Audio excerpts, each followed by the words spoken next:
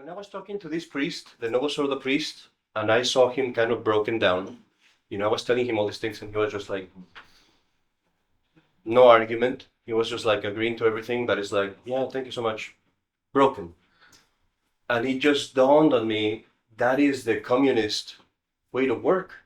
What the communists do is they break the man intellectually and physically. And this is a very interesting thing. Have you guys, raise your hands if you're into politics? Oh, come on. Used to. Okay. But you've noticed that the Democrats,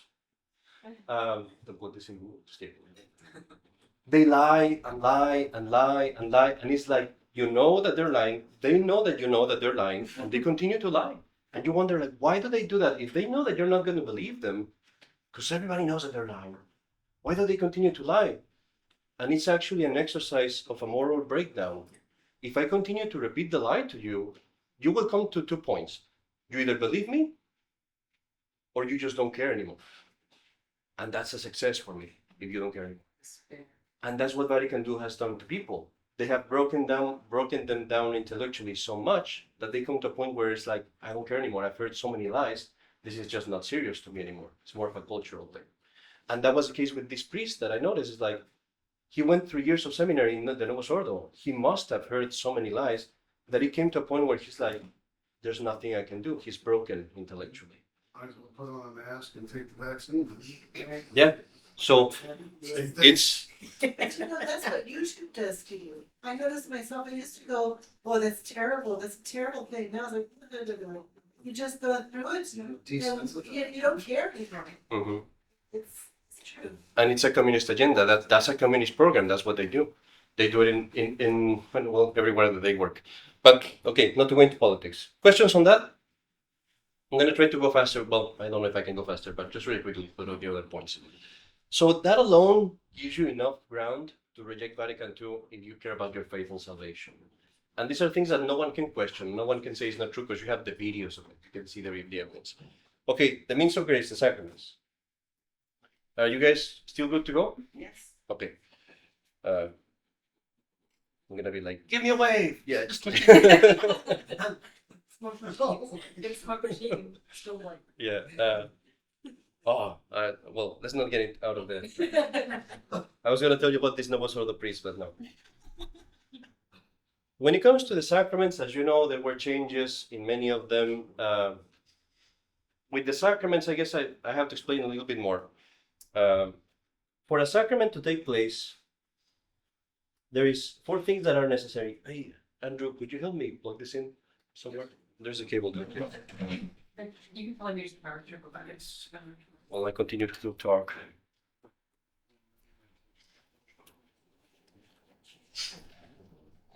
Boys, let's see if you know, what are the things that are necessary for a sacrament to happen? Form, matter, intention. Yes. Form, matter, Well, you get it already. intention, and the minister too. All right, yes. There's the 4 things that are necessary for a sacrament. To explain them very briefly, baptism. What is the form of baptism? Yes, you definitely want to know that one right now. Yeah. I baptize you in the name of the Father and of the Son and of the Holy Ghost. What is the matter? Water. Real and pure water. H2O. The intention, Salt. the intention is simply to do what the church wants to do, what the church does. And minister is going to be in baptism anyone in the case of a necessity. For the sacrament of Eucharist, who's the minister? The priest. For the sacrament of confirmation, Bishop. for the sacrament of orders, the bishop. If one of those 4 is missing, the sacrament just does not happen. Okay, it just doesn't happen. I was giving someone the example. If I say, Father Zepeda, had this beautiful inspiration during Pentecost, and I go back to my church and I say, from now on, we're going to baptize everyone saying, I receive you into the gathering of Christ in the name of the Most Holy Trinity, through the mercy of the Virgin Mary, and I baptize you. Would that be a baptism? No. If you come and I baptize one of your babies like that, what would you do? I'm wrong. Get out of here! I'm baptizing him myself. That's what you would do. That's what we would all do. Because it wouldn't be valid. So some sacraments were changed in just the accidentals, just the prayers around them. Others were changed in the matters that were actually essential. You could argue about the Eucharist, you could argue about baptism, you could argue about some of them. Don't even bother. Don't even bother. When you're talking about Vatican II, just talk about this one. Who can guess? Holy orders, Holy orders, and which one in particular? bishops, Yeah, consecration. consecration of bishops, right? Of bishops. Who has read the document of Father Chicada, absolutely null and utterly void? Not entirely, but Yeah, in parts. lots of parts. Very good research. That alone is enough to, thank Father Chicada for everything he did, because that was an awesome piece of research. And it just debunks everything that they had about it. To just be very brief, Paul VI changed the whole of the form of the consecration of bishops, all of it. Just the example that I give with baptism right now is exactly what happened with the consecration of bishops. They changed the whole of the form to an inane word salad that doesn't convey at any point the meaning of the sacrament.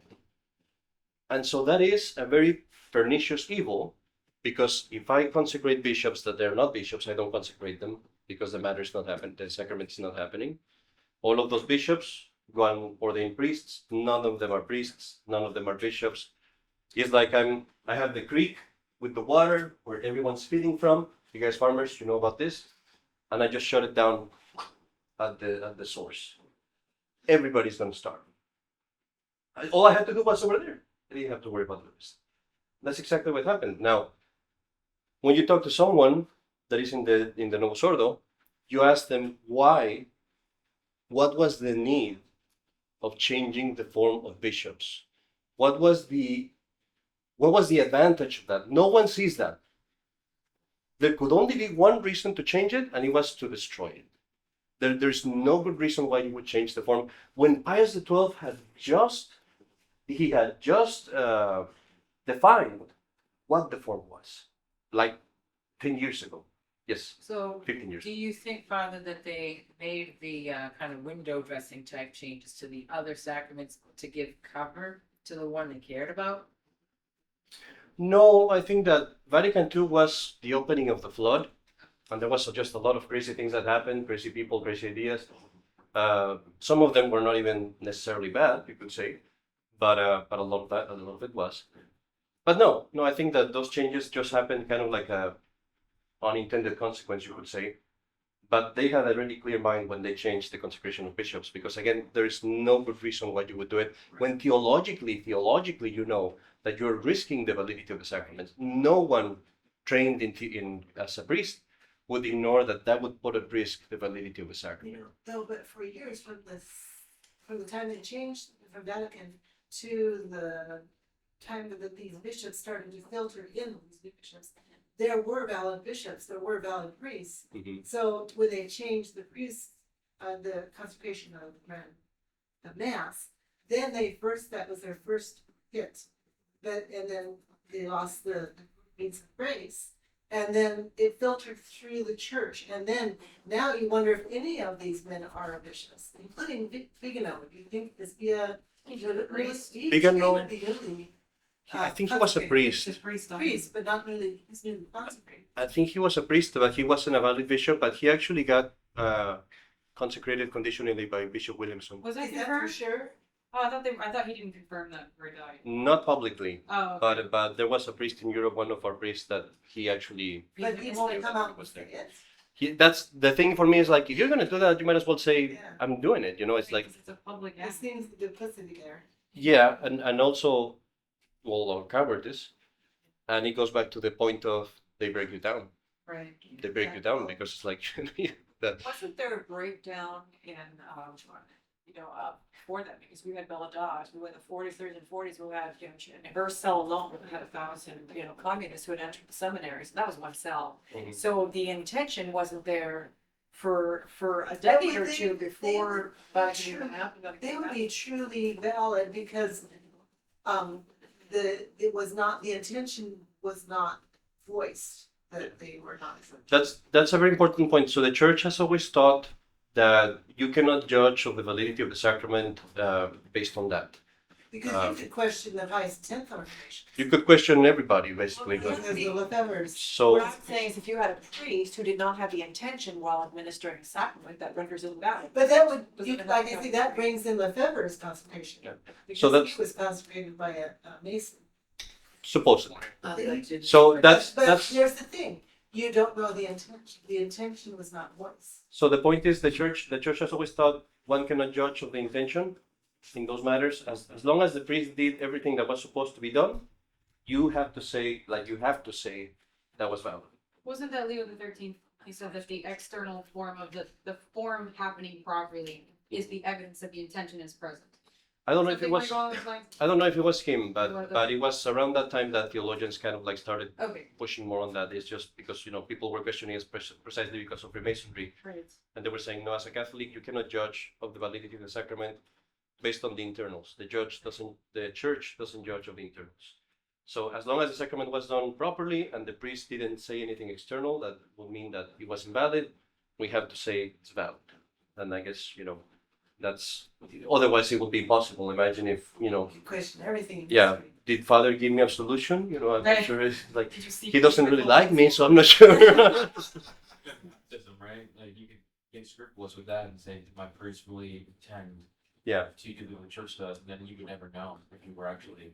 So that's why the church has that. But for us here, it's very clear that the form was changed. Now, keep this one in mind. If someone argues with you and says, "Well, you're being too extreme," the church is nicer than that. They might quote what I just said.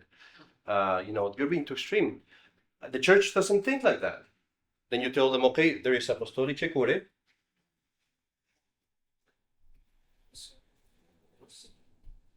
Which is the bull that Leo XIII issued to declare the nullity of Anglican orders.